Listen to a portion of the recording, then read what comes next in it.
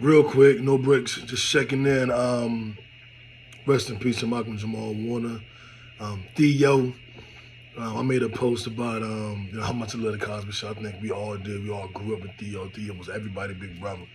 I want to take a break from work and just talk to y'all real quick. Rest in peace to him. Condolences to his wife, his daughter, his friends, family, and fans. Having said that, I believe he did. I haven't watched the whole thing yet, but what looks like a very interesting interview with Melyssa Ford on her Hot and Bothered podcast a couple months back. She repurposed it, retitled it, his last interview, shot it back out, and people are up in arms about it because, one, you don't know if it was his last interview. It looks real clout chasey, like she just trying to get some clout off of having this interview. My thoughts, it's tacky. It lacks class, for real. Not saying she does, but the move did. It was very opportunistic. I don't think it's malicious, though. We don't have to change her name from Mel to Melycious. She's No Melice. No Melice, you know what I'm saying? I think that in this content space, you want to address things that are pertinent to you in that space. And I think this was just one of them.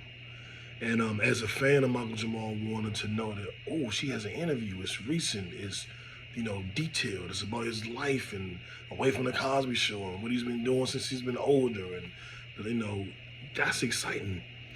As a fan, if you're grieving, you're mourning, you're reminiscing, and you know that there's some content out there, you kind of like, oh, I want to check this out. And I appreciate people who have interviews or have clips putting it out there. That's not bad. I think doing it like an hour after he died, I won't say it's bad. But an hour after we find out he passed, it's not bad. It's just, it's poor taste. Again, every fan probably wants to watch that interview. We believe it to be his most recent interview. And she asked him some legacy questions. What does he want his legacy to be? People ask that question, and every time we ask that, we think, if something happens to this person, I'm going to have this clip. So he could tell in his or her own words how they want to be remembered. And that's powerful. And I thank Melyssa Ford for doing the interview and having that clip, because Malcolm Jamal Warner was able to tell us in his own words how he wants to be remembered. And I think that's important. I think she did a service. I also think she was a little too eager. She was a little eager beaver. But like I said, I don't think it's malicious. I think she was just trying to be a good podcaster. She was trying to be a good content creator. She was trying to capitalize on the moment, probably for her pod and probably for him. Because again, it's him telling us how he wants to be remembered. That's not bad. If you wait a day or two, don't be so quick to hit send, y'all. Give it a day or two. I still haven't watched the interview. I watched a couple clips. I'm going to watch the whole thing because it's probably his last interview.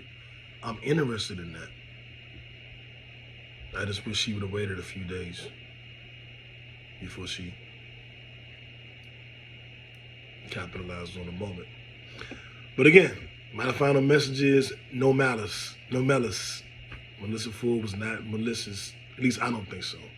So no malice. Peace. No breaks.